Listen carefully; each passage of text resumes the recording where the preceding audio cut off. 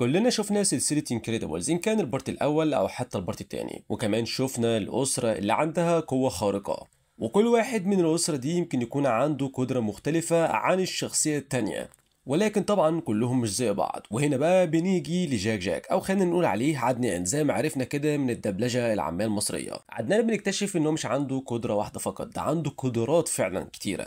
وفي الفيديو ده خلينا نشوف كده إيه القدرات اللي عنده وقوته قد إيه بالظبط. لما نيجي نتكلم على أول واحدة منهم هنعرف إن هو فعلا عنده القدرة بتاعت التحول. عدنان فعلا عنده قدرة إنه يغير شكله ويبقى شبه أي حد تاني، يعني مثلا شفناه بيقلد دانا في الفيلم وبقى نسخة منها. القوة دي بتخليه خطير جدا لأنه ممكن يستخبى أو يخدع أي حد بسهولة. لما نيجي بعد كده للقدرة اللي بعدها بنعرف إن هو عنده العطس الطيار. لما عدنان بيعطس جسمه بيتفجر بطاقة كبيرة تخليه يطير في الهواء من غير قصد.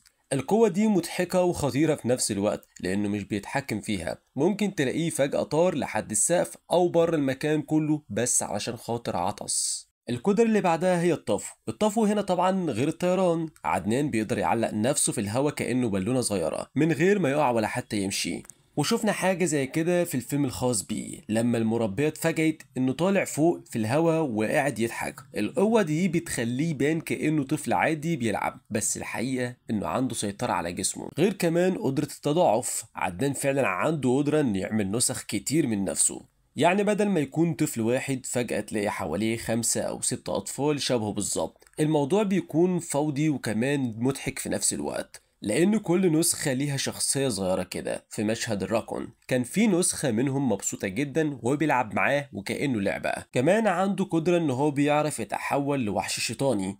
القوة دي بقى بتغير شكله تماما. عدنان بيتحول لوحش اسود وعيونه بتبقى حمراء وشكله كمان بيكون مرعب جدا. الموضوع فعلا يخوف اي حد يقابله حتى كمان الاشرار. وعلى فكرة هو استخدم القوة دي علشان خاطر يمسح اول شرير قبله في الفيلم. طيب من القدرات اللي عنده كمان هي قدرة النار. عدنان ممكن يولع نفسه نار بالكامل زي شعلة بشرية صغيرة، بس المميز هنا انه ما بيتأذيش خالص من النار دي. في الجزء الأول النار كانت شكلها عشوائي شوية، بس في الجزء التاني اتطورت وبقت أوضح وأقوى، وكمان شكلها كان أحلى وأبرد في العرض. كمان عنده قدرة أشعة الليزر اللي بتخرج من عينيه، بيقدر يفتح عينيه ويطلق منها أشعة ليزر قوية جدا. القوة دي بتخليه يقطع أي حاجة قصاده أو يدافع عن نفسه وهو لسه طفل. الميزة انه مع صغر سنه الليزر شكله رهيب ومرعب لأي حد قصاده. غير كمان ان هو عنده قدرة القفز بين الأبعاد. عدنان فعلا عنده القدرة ان هو يختفي من مكان ويظهر في مكان تاني في بعد مختلف، يعني ممكن فجأة يروح لعالم تاني أو يرجع تاني كأن مفيش أي حاجة حصلت. الموضوع بالنسبة ليه سهل زي إنه بيلعب، بس في الحقيقة دي قوة خطيرة جدا لأنها بتخليه يهرب من أي حد بسهولة.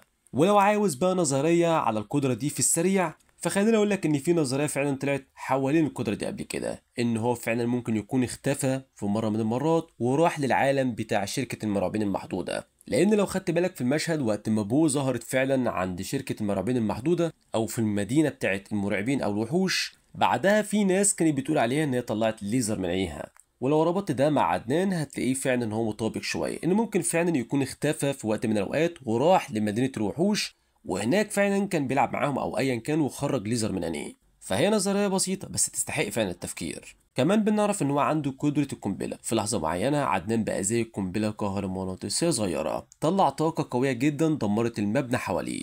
القوة دي بتبين انه حتى وهو طفل صغير ممكن يبقى عنده طاقة مدمرة زي سلاح نووي صغير.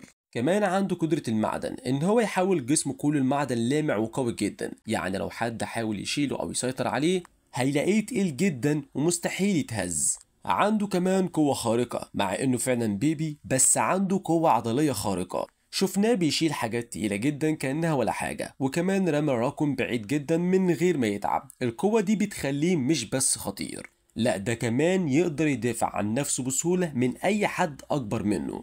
وقصاد ده عنده قدرة ان هو يقدر يكبر حجمه، فهو فعلا قبل كده قدر ان هو فجأة ينفخ جسمه ويكبر بشكل ضخم جدا، من طفل صغير يبقى عملاق، وده يخلي اي حد يتوتر او يخاف يقف قدامه. القوة دي مش بس حجم، دي كمان قوة اكبر بكتير لان وزنه ضرباته بتكون اضعاف الطبيعي. غير كمان ان هو عنده قدرة ان هو يقدر يتحول فعلا لمية، فجسمه هنا فعلا ممكن يقدر ان هو يحوله المية، وبيبقى شكله عامل زي زجاجة سودا مليانة فقاقيع.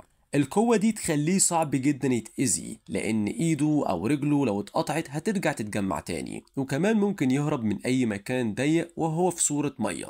عنده كمان قدرة إن هو يقدر فعلا يمر ما بين الحيطان، أو نقدر نقول إن هو يقدر يعدي من أي حاجة صلبة، حيطان، إزاز، أو حتى كمان باب مقفول، زي الشبح بالظبط، يمشي من غير ما يوقفه أي عائق. القوة دي خلت المربية في الفيلم تتجنن لما شافته بيعدي من الإزاز وكأنه مش موجود. غير كمان قدرة إن هو فعلا يحرك أي حاجة بالعقل، وعن طريق حاجة زي دي بتوضح لينا إن هو مش لازم يلمس الحاجة علشان خاطر يحركها، بمجرد ما يركز بعينه الحاجة تتحرك لوحدها. فاستعملها فعلا مرتين، مرة قبل كده مع صندوق الزبالة، ومرة تانية أنقذ مامته من موقف خطير. يعني حتى وهو بيبي عنده قوة زي الأبطال الكبار اللي بيحركوا أي حاجة بعقلهم. عنده كمان قدرة إن هو يقدر يتحول لدخان، ممكن فعلا يتحول لدخان رمادي خفيف، وفي الحالة دي ملوش شكل ثابت، كأنه سحابة صغيرة بتتحرك. واحنا هنا شفنا القوة دي لما دانا كانت بتلعب معاه، وهو اتحول تقريبا لدخان وقتها وفضل يلف حواليها. القوة دي بتخليه يهرب من أي خطر بسهولة، لأن محدش يقدر يمسك الدخان.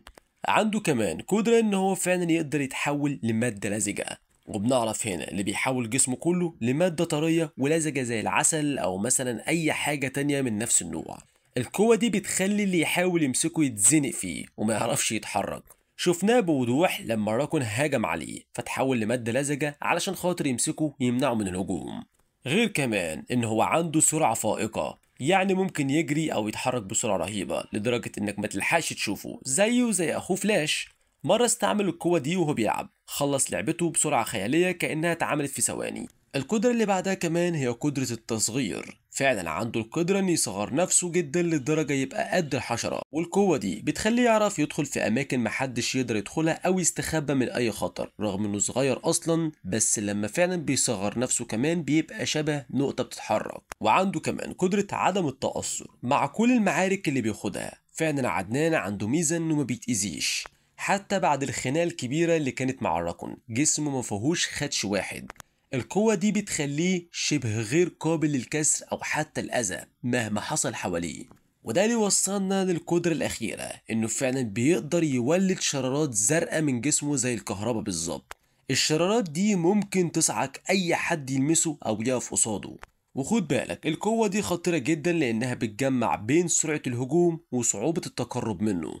ومع كل القدرات دي نقدر نقول إن عدنان أو جاك طلع عنده أكتر من 20 قوة خارقة، وده فعلا اللي يخليه مثير جدا للاهتمام، ويخلي عندنا فضول كبير جدا إزاي الشخصية دي ممكن تتقدم معانا في الجزء الثالث من سلسلة ذا انكريدبلز. يعني نقدر نقول في الأجزاء اللي فاتت كان بيستعمل القوة بتاعته بشكل عشوائي لأنه يعتبر لسه طفل، لكن في الجزء الثالث ممكن نلاقيه كبر شوية، مثلا بقى طفل في المدرسة أو مراهق صغير، ويبدأ يتعلم يسيطر على قواه بدل ما تخرج منه بالغلط. وهنا بقى يبقى في تدريب من عيلته أو حتى مثلا من دانا اللي ممكن تعمل ليه بدلة جديدة تساعده ينظم القوة بتاعته.